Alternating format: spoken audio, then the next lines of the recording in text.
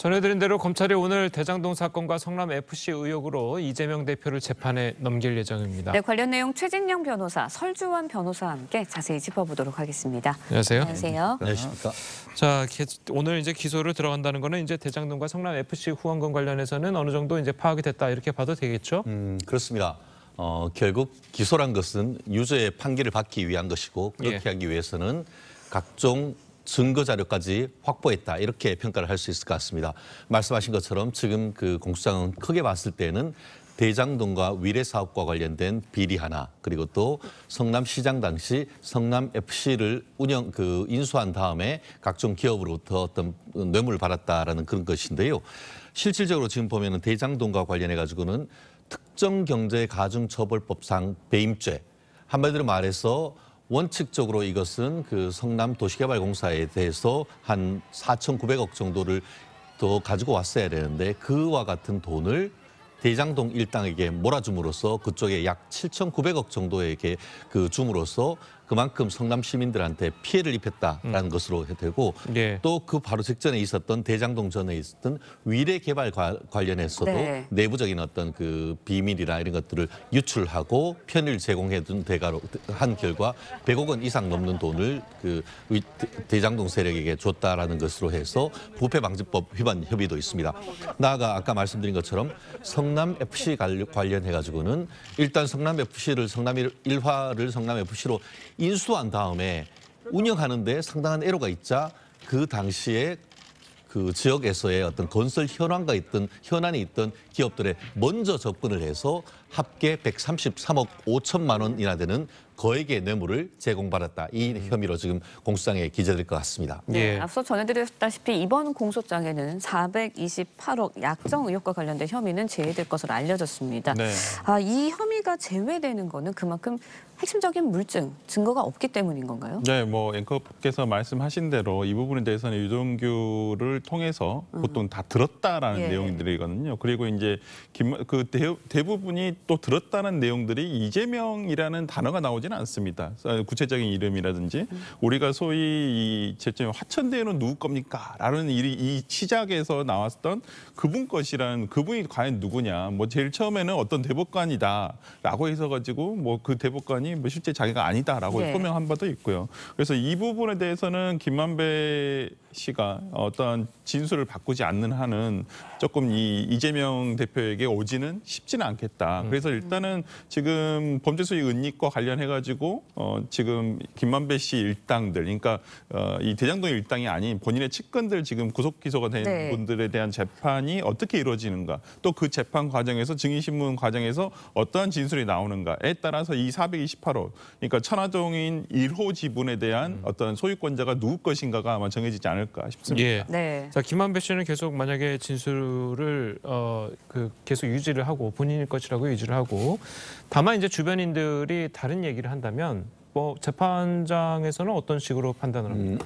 결국 김만배 씨의 입에 이와 같은 사건의 실체 진실이 굉장히 달려 있다라고 보는데 네. 지금으로서는 김만배 씨 본인이 그것은 성남시장실 내지는 이재명 대표 측에 주려고 한 것이다라고 얘기하는 순간 이 천화동인에 있는 세전 700억, 세후 420여 원에 가는 돈이 뇌물죄로 추징 내지 다 몰수될 수밖에 없는 그런 상황입니다.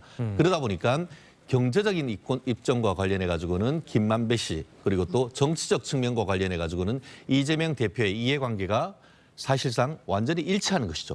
그러다 보니까 본인으로서는 이 부분에 대해서 입을 열기가 예. 굉장히 어려운 건 아니겠습니까? 예. 결국 그 검찰 같은 경우에는 재구속 영장을 청구를 해서 구속까지 김만배 씨를 시켰음에도 불구하고 김만배 씨의 입을 열지 했다는 것은 상당히 앞으로의 어떤 재판에서의 어떤 난항을 예상할 수 있는 그런 부분입니다. 다만 그럼에도 불구하고 지금 이 부분을 기소하지 않는 것이 아니고 추후에 추가적인 어떤 조사를 통해서 기소하겠다라는 것은 여전히 420여억 원에 해당하는 것을 뇌물로 지금 주고받았다, 요구하고 약속했다라는 심증을 지금 가지고 있기 때문에 지금 말씀하신 것처럼 주위에 있던 다른 사람들의 어떤 진술 증거와 관련된 압수수색을 통해서 확보한 물증을 추가적으로 보완을 해서 공소장 변경을 하는 식으로 해서 내지는 추가 공소 기소를 하는 것도 앞으로 두고 봐야 되는데 그럼에도 불구하고 가장 핵심적인 그 증인이라고 할 수 있는 김만배 씨가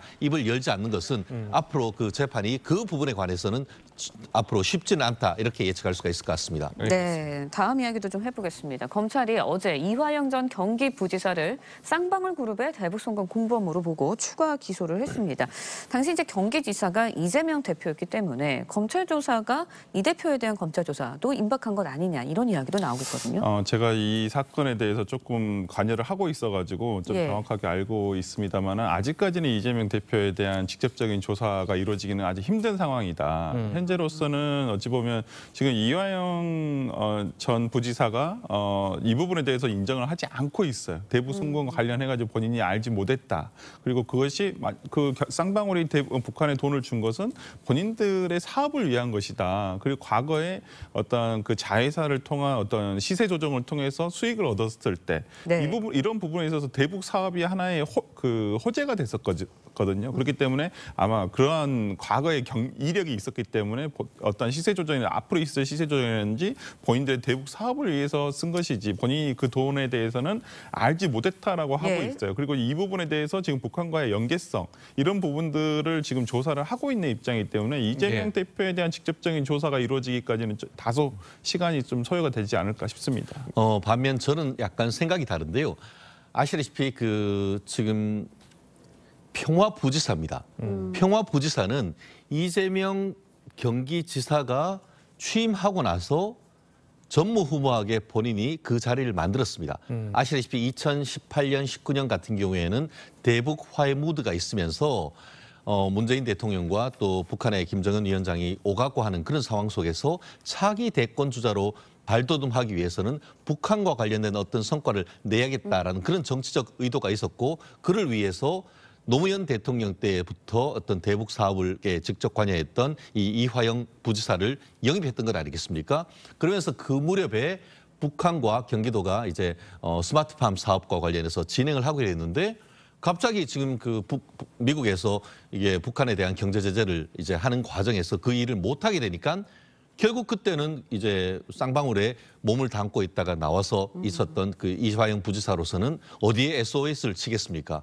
우리가 상식적으로 봤을 때 결국 쌍방울 김성태 부회장에게 그와 같은 요청을 했고 그러니까 또 쌍방울로서는 북한에 대한 어떤 사업을 할 수 있다는 그런 어떤 그 기대를 가지고 돈을 준 것이다라는 것은 합리적 의심이라고 할 수 있고 나아가 평화부지사에 대해서 지금 기소를 한다 하면은 평화부지사가 혼자 그것을 했겠습니까?